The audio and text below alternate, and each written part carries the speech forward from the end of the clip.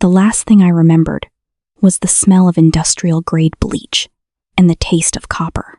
The cold of the linoleum floor seeped through my threadbare sweater, a final, indifferent hug from a world that had chewed me up and spat me out. A single fluorescent light flickered overhead, a frantic, dying heartbeat that buzzed in time with the ringing in my ears. My last coherent thought wasn't of regret, or love, or even fear. It was a cold, hard stone of a thought. She won. Then, silk. The sensation was so alien it was painful. Cool, heavy silk pooling around my legs. The air wasn't sharp with the chemical tang of bleach, but thick with the scent of freshly ground espresso and something else. Something cloying and sweet. Black orchid and honey. Her perfume. My eyes snapped open. I wasn't on a cracked linoleum floor in a back alley apartment I couldn't afford. I was in my old bedroom, the one from before the fall, in the penthouse apartment my father had left me and my stepmother now controlled. Sunlight, thick and golden, poured through the floor-to-ceiling windows, illuminating the dust motes dancing in the air. My hand, when I held it up, wasn't bruised and thin. It was smooth, unblemished, with a pale, pink manicure I hadn't been able to afford in 3 years. A phone buzzed on the silk-draped nightstand. I reached for it, my movements stiff, robotic. The screen lit up. The date was the 14th of October 2024. 3 years. I had been given 3 years back. My breath hitched. My throat felt like it was closing up, lined with sandpaper and broken glass. This was the day it all began. The day of the Elysian Aura meeting. A sharp rap on the door preceded its opening. "Alara, darling, are you decent?" My stepmother Diana glided in, a vision in cream-colored cashmere. She held a porcelain cup of coffee, the steam rising in a delicate curl. Her smile was a masterpiece of cosmetic dentistry. Wide and yet utterly devoid of warmth, her presence was a pressure drop in the room, sucking the air out. "You have that meeting in an hour.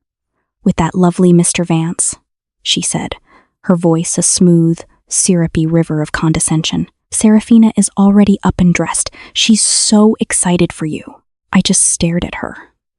The fine lines around her eyes, expertly hidden by concealer. The tightness around her mouth. I saw her not as the elegant matriarch she portrayed, but as the architect of my first demise. "I'm getting up," I said. My voice was hoarse, a stranger's voice. She placed the coffee on my nightstand. The porcelain clicked against the marble. "Good girl. This Elysian Aura deal. It's everything, Alara. Your father would be so proud." The lie was so bald-faced, so effortless. It was almost impressive.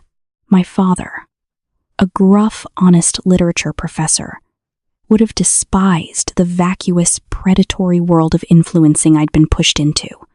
He would have hated Elysian Aura. He would have seen the rot beneath the gold plating instantly. After she left, the scent of her subtle, expensive perfume lingering like a ghost, I swung my legs out of bed. The floorboards were cool beneath my feet.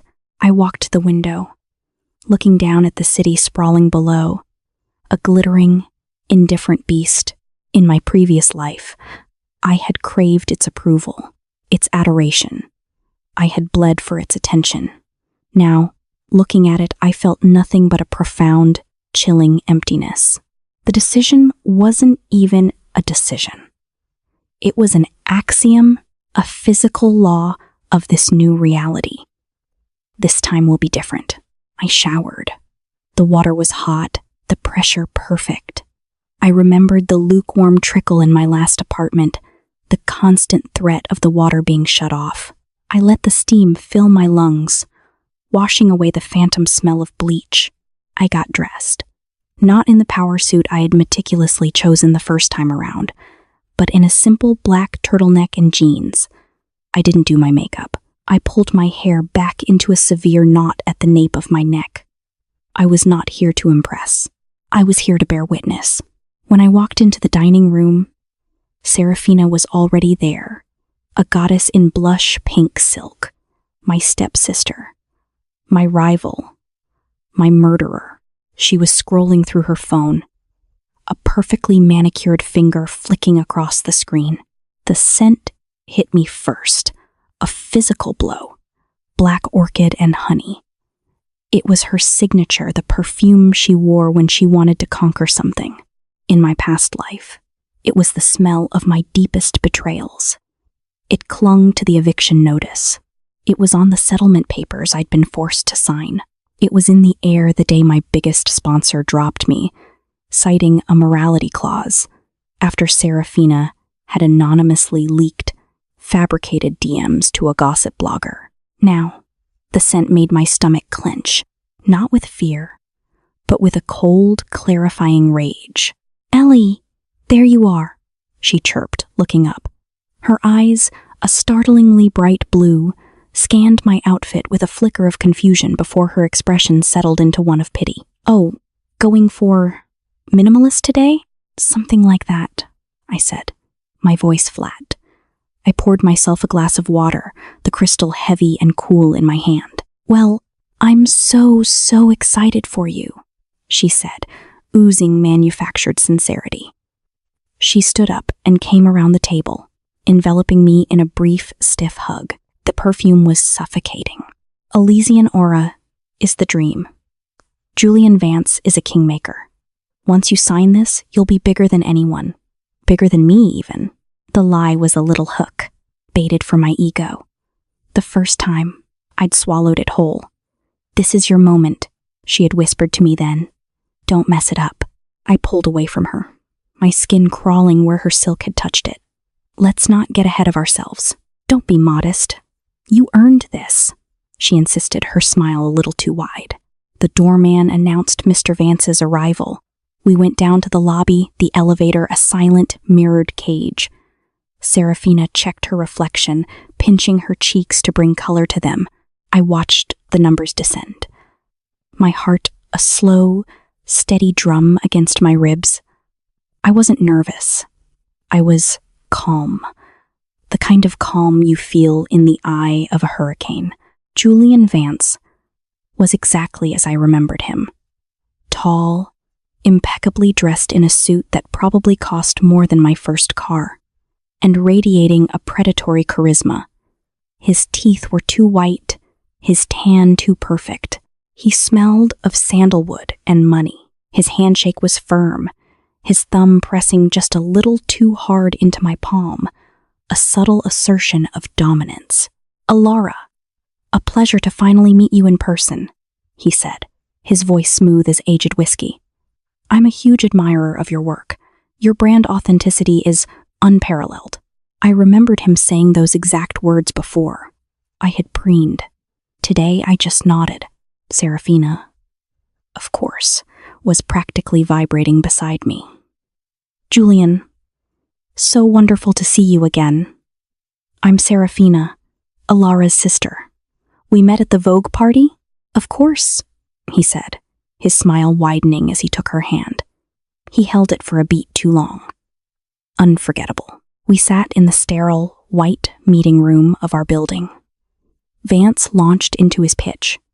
He spoke of synergy and disruption and paradigm shifts. He painted a picture of Elysian Aura not as a wellness brand, but as a movement, a lifestyle, a family. He slid a thick, leather-bound contract across the table. The numbers on the first page were staggering. A 7-figure deal, an equity stake, a custom line of products. It was the key to the kingdom. It was the deal that had made me, and then spectacularly broken me. I remembered the fine print I'd been too starstruck to read. The clause that tied my personal assets to the company's performance. The mandatory investment of a portion of my earnings back into their opaque portfolio. The non-disclosure agreement so ironclad it was practically a gag order. It wasn't a contract. It was a gilded snare. Vance finished his speech, his eyes gleaming. "So, Alara, are you ready to join the Elysian family?" This was the moment. The first time, I had practically screamed yes. I had signed without even reading the last 10 pages, my hand shaking with excitement. I took a slow breath. I looked at the contract. Then I looked at Julian Vance, at his expensive watch and his predatory smile.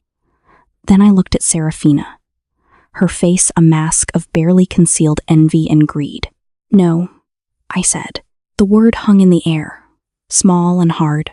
Vance's smile faltered. I'm sorry? No, thank you, I repeated, my voice steady. I pushed the contract back across the table. The leather made a soft sighing sound against the polished wood. I don't think this is the right fit for me. Serafina's jaw had gone slack. Her blue eyes were wide with disbelief. Alara, what are you doing? She hissed, her voice a frantic whisper. My brand is moving in a new direction, I said, the corporate jargon tasting like ash in my mouth. I'm looking for more authenticity, something smaller, more grounded. Vance's charisma evaporated, replaced by a flicker of cold irritation. He had flown here for this. He was not used to being told no. This is the biggest deal on the table for any influencer this year. You're making a mistake. Probably, I said with a small, indifferent shrug. But it's mine to make. I stood up. Thank you for your time, Mr. Vance. As I turned to leave, Serafina shot out of her chair. The desperation was rolling off her in waves, so potent I could almost taste it. It mingled with the sickly sweet scent of her perfume. Wait, she said, her voice suddenly bright, commanding. She turned to Vance, her entire demeanor shifting. The mask of supportive sister fell away, replaced by the hungry shark I always knew was swimming just beneath the surface. Mr. Vance, Julian, she began, her voice dropping to a seductive conspiratorial tone. I understand Alara's hesitation. She's always been the more artistic one, less business-minded. She shot me a look that was meant to be apologetic but was pure venomous triumph. But my brand, my audience is all about aspiration, luxury. They're engaged, they're motivated, and they're ready for the Elysian lifestyle. My conversion rates are 30% higher than hers. Vance's eyes, which had been cold and dismissive, slowly warmed.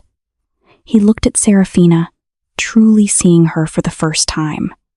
He saw her ambition, her moral flexibility. He saw a much better tool than the one who had just turned him down. Is that so? He murmured, a slow smile spreading across his face. I can do this, she said, her voice trembling with eagerness. I can be the face you're looking for. I won't let you down. I stood by the door, watching the scene unfold like a play I had already read. This wasn't my doing. I hadn't pushed her. I hadn't suggested a thing. I had simply let go. I had opened the door to the cage, and she was sprinting inside, convinced it was a throne room. Well, Vance said, leaning back in his chair and steepling his fingers. He glanced at me, a final, dismissive flick of his eyes. Perhaps we've been talking to the wrong sister all along. I didn't wait to hear the rest. I walked out of the room, the click of the door closing behind me the most satisfying sound I had ever heard. I didn't have to see the contract being signed. I could smell it, the sweet, cloying scent of black orchid and honey, mingled with the faint, metallic odor of a trap being sprung. The next 2 weeks were a blur of performative celebration from Serafina. The pop of champagne corks echoed through the penthouse at all hours. Bouquets of expensive, scentless flowers arrived daily. She hosted a lavish party to announce her new role as the global ambassador for Elysian Aura. I didn't attend. I was busy packing. I found her in my room, standing over a box of my books. She was wearing a diamond tennis bracelet I'd never seen before, a welcome gift from Julian. It caught the light as she gestured around my half-empty room, a look of theatrical concern on her face. Are you sure about this, Ellie? She asked, her voice dripping with pity. Moving into some tiny place in the city? After turning down all of this, she waved her glittering wrist around, encompassing the life I was leaving behind. I'm sure, I said, taping up another box. The sound of the tape gun was loud and decisive in the quiet room. It's just, I feel guilty, she said, and the lie was so practiced it almost sounded real. Celebrating my success when you're doing this. Don't, I said, not looking at her. You deserve it. You wanted it more. A brief, genuine smile flashed across her face before she could hide it. I suppose I did. I'm just better at seeing a golden opportunity when it's right in front of me. She picked up a framed photo from my nightstand. It was of me and our father years ago, on a hiking trip. My face was smudged with dirt and I was grinning. His arm was around me, his expression soft. You know, she said, her voice turning contemplative, Dad would have been proud of me for being a smart businesswoman. The rage was a sudden, hot flash behind my eyes. I remembered my father calling Serafina's first brand deal for a sketchy diet tea snake oil peddling, but I swallowed it down. It wasn't time. Maybe, I said, my voice carefully neutral. I took the photo from her hand and gently wrapped it in an old t-shirt before placing it in a box labeled Essentials. She left soon after, her heels clicking an arrogant rhythm on the hardwood floors. A few days later, I moved out. My new apartment was small, a fourth-floor walk-up with slanted floors and an ancient radiator that hissed and clanked like a dying animal. It wasn't glamorous. It was real. It smelled of old books, damp soil from my growing collection of houseplants, and the strong, dark coffee I brewed every morning. There was no central air, so I kept the windows open, letting in the sounds of the city, the distant wail of a siren, the murmur of conversations from the street below, the rumble of the subway. These were the sounds of life, not the sterile, vacuum-sealed silence of the penthouse. I got a job at a small local plant nursery called Grounded. The owner, a gruff, kind woman named Lena, hired me on the spot after I spent an hour perfectly organizing her fern section. My days were filled with the simple, tactile reality of labor, the rough texture of terracotta pots, the cool, damp weight of soil in my hands, the sharp, green scent of freshly cut stems. I'd come home with dirt under my fingernails, my muscles aching in a way that felt earned and clean. It was a world away from the vapid, filtered reality I had once curated online. Meanwhile, Serafina's star was ascending with meteoric speed. Her social media was a non-stop advertisement for Elysian Aura.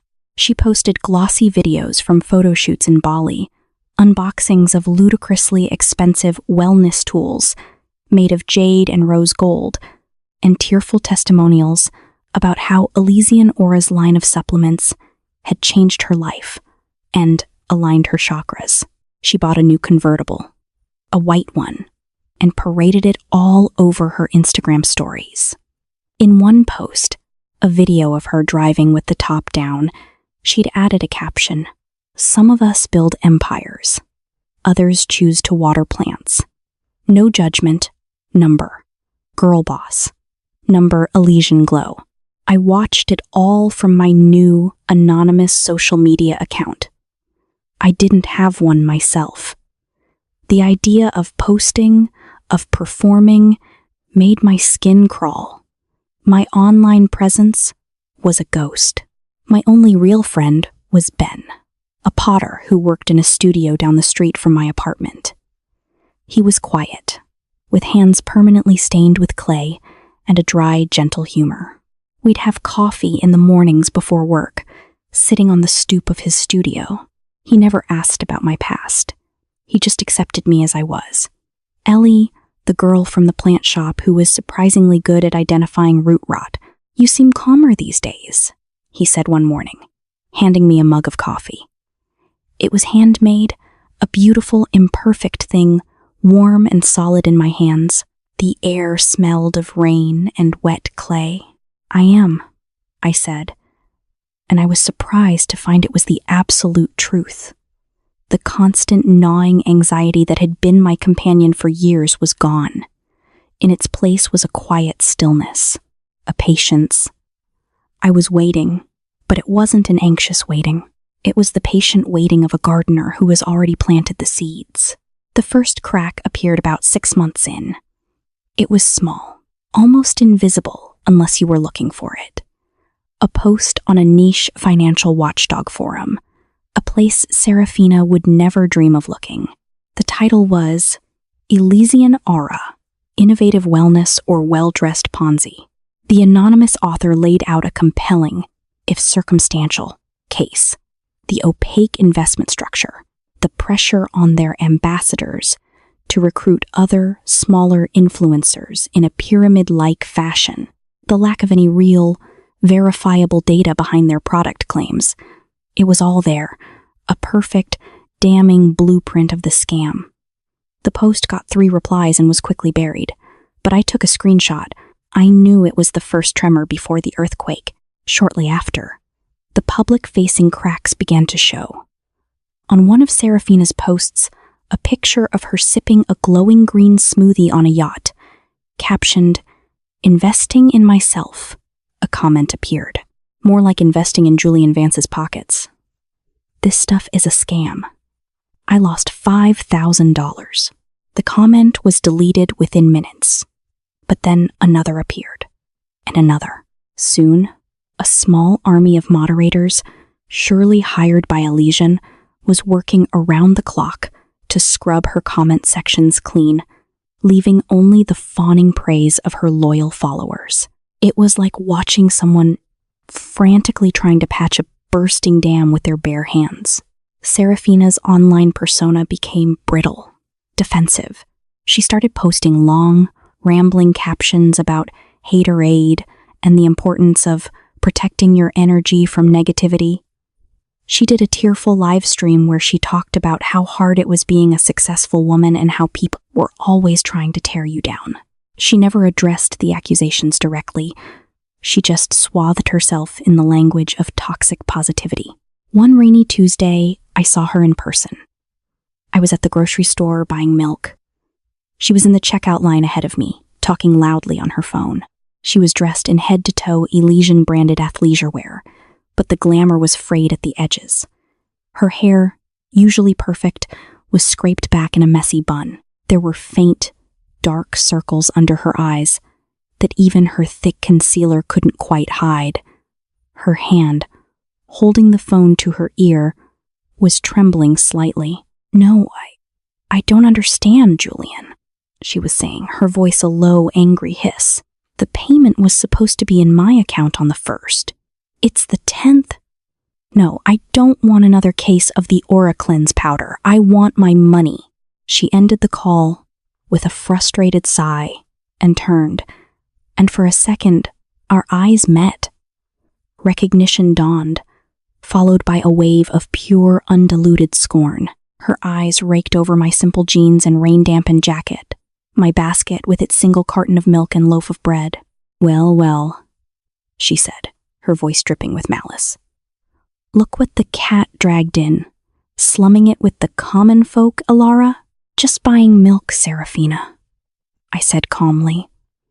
The smell of her perfume, that cloying black orchid and honey, filled the space between us. It was stronger today, as if she'd sprayed on extra to mask the scent of desperation. A flash, sharp and sudden, of my old lawyer's office. The pitying look on his face as he explained that the Elysian contract made me liable for my investors' losses. The same cloying perfume had filled that sterile room.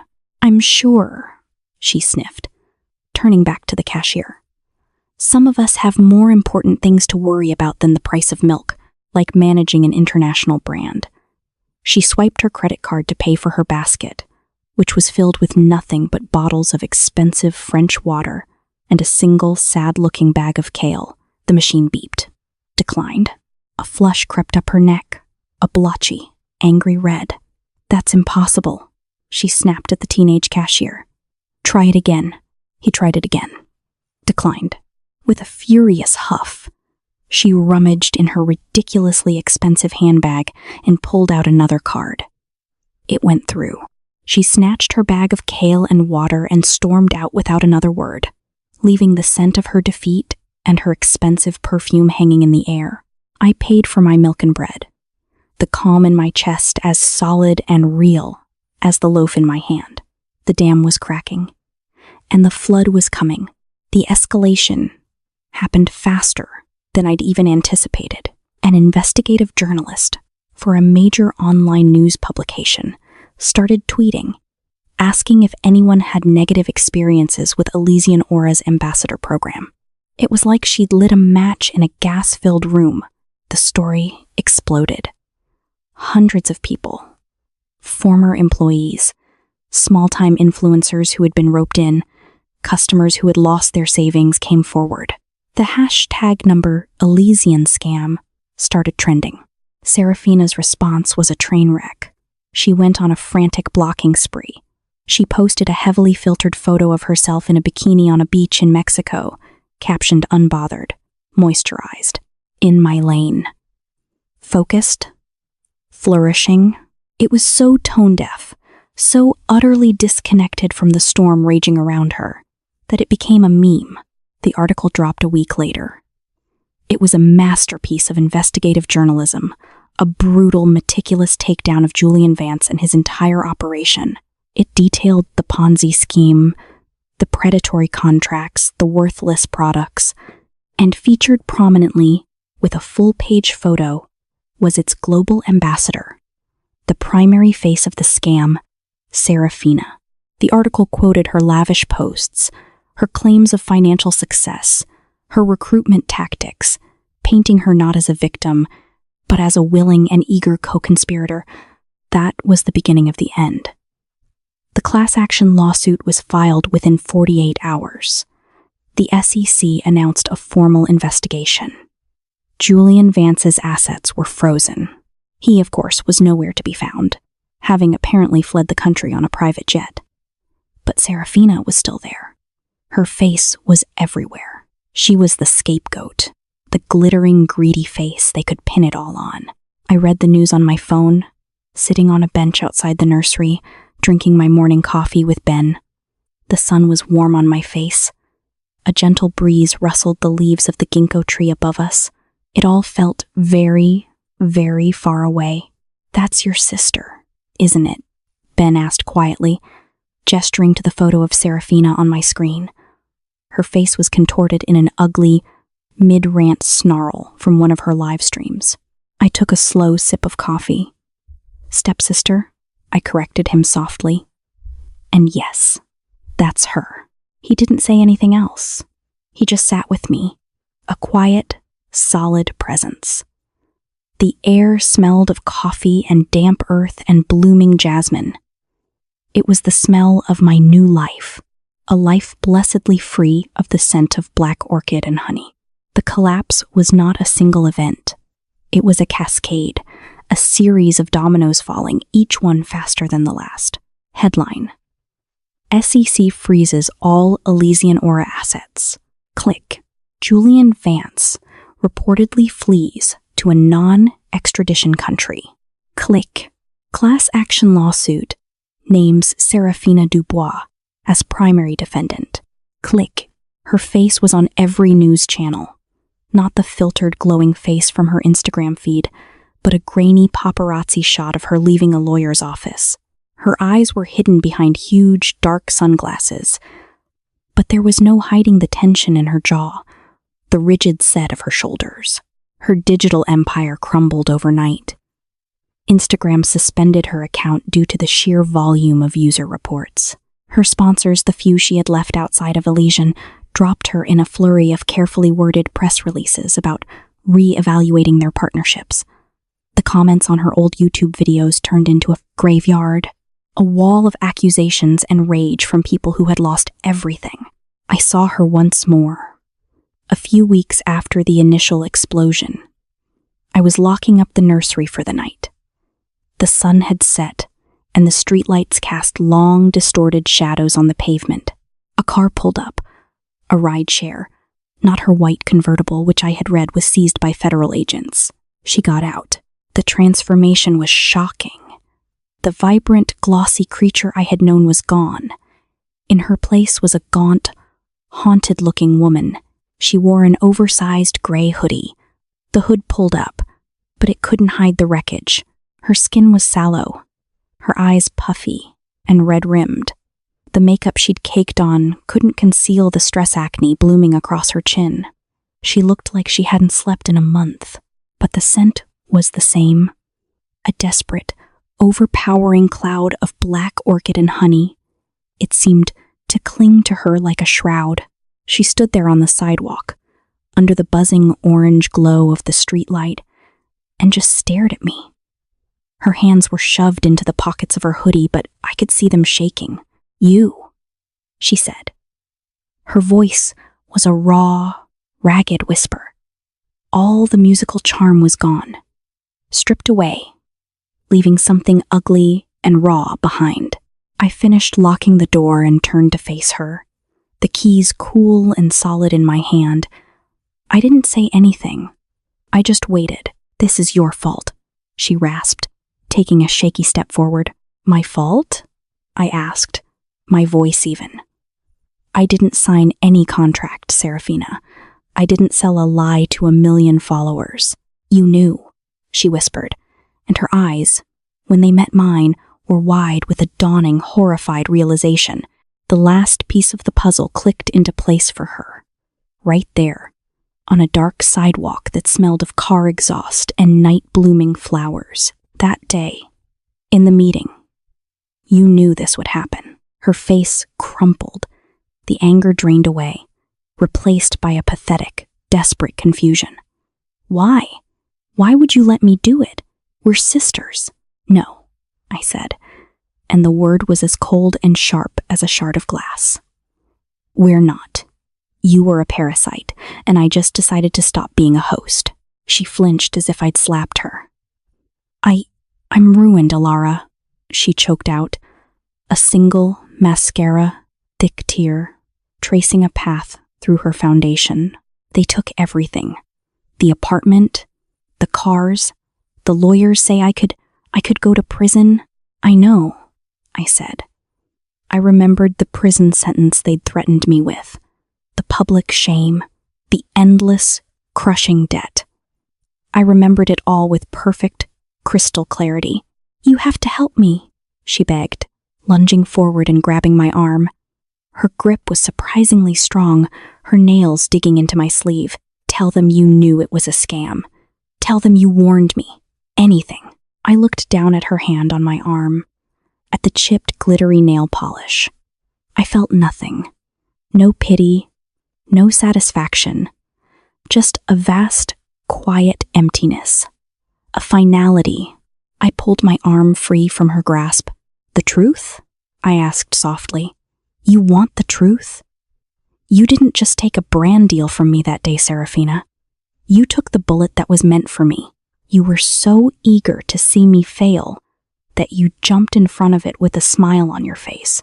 You built your entire career on my back, stealing my ideas, sabotaging my opportunities. You just finally stole something that was poisoned, and the poison is working." Her mouth opened and closed, but no sound came out. The last vestiges of her self-delusion shattered in her eyes, leaving only a raw, terrifying understanding. She saw it all. My passivity, my silence, my quiet observation. She saw it for what it was, the most calculated, most devastating revenge imaginable. Not an act of aggression, but an act of omission. I just let her have exactly what she wanted. "You watched," she finally breathed, the words barely audible. "You just stood back and watched." "Yes," I said. I turned and walked away, leaving her standing under the flickering streetlight, a ghost wrapped in the cloying scent of her own ruin. I didn't look back. The final confrontation happened a year later. She had taken a plea deal. No prison time, in exchange for her full cooperation and testimony against the other Elysian executives they'd managed to catch. The deal came with a crippling amount of financial restitution and a lifetime ban from any form of financial advising or marketing. She was, in essence, erased from the world she had so desperately wanted to conquer. She found me at the nursery. It was a bright, clear Saturday. I was helping customers, my hands covered in soil. She looked diminished, smaller. She wore cheap jeans and a faded t-shirt. Her hair was its natural, mousy brown color, pulled back in a simple ponytail. She wore no makeup, and for the first time in her life, she wore no perfume. She smelled of nothing. She waited until I was on my break, sitting on a bench in the small garden behind the shop. "Can I talk to you?" she asked. Her voice was quiet, hesitant. I gestured to the empty space on the bench. She sat, leaving a careful distance between us. For a long time, she just stared at her hands, which were chapped and bare. "I got a job," she said finally, not looking at me. "As a waitress, at a diner. That's honest work," I said. A bitter laugh escaped her. "It's humiliating. People recognize me, they point and whisper. Some of them record me on their phones. I imagine that's difficult," I said, my tone neutral. Her head snapped up, her eyes flashing with a familiar spark of anger. "Difficult? Is that all you can say? Do you have any idea what you did to me, Alara?" "What I did?" I countered, my voice dangerously soft.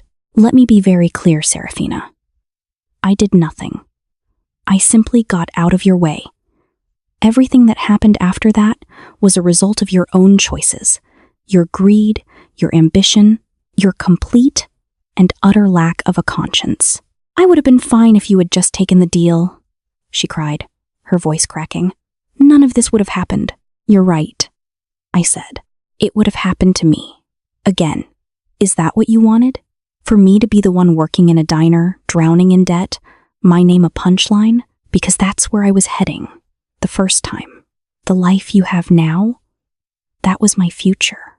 She stared at me, the fight draining out of her. The final, terrible truth of it settled over her. This wasn't a punishment I had designed. It was the fate she had originally intended for me. I'm sorry," she whispered, and the words sounded foreign and clumsy on her tongue. "For everything." I looked at her. Truly looked at her. I saw the broken, desperate person in front of me. I searched within myself for some flicker of pity, some ember of forgiveness. I found nothing. There was no catharsis, no closure. There was only the quiet, unshakable truth. "I know what you want," I said, my voice flat and final. "You want me to say it's okay? You want me to forgive you so you can forgive yourself. You want me to absolve you so you can finally move on, unburdened. But I won't." I stood up, brushing the dirt from my hands. "You don't deserve my forgiveness. What you deserve is this life, the one you have now. You deserve to wake up every morning and live with the consequences of who you are. That's not a curse from me. It's just a karma." I turned and walked back into the greenhouse, back to the light and the life and the clean, good smell of the earth.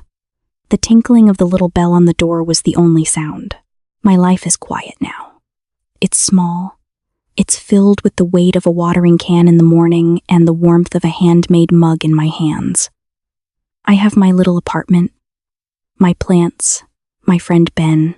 I have the sun on my face and the soil under my nails. Some might look at my life and see all the things I gave up: the fame, the money, the glamour. But they're wrong. I gave up nothing. I just shed a skin that was never mine, and in doing so, I let the viper poison itself. My revenge was not an act. It was a stillness. It was the simple, devastating choice to stop playing a game I was destined to lose and to watch, from a distance, as the winner claimed her hollow prize.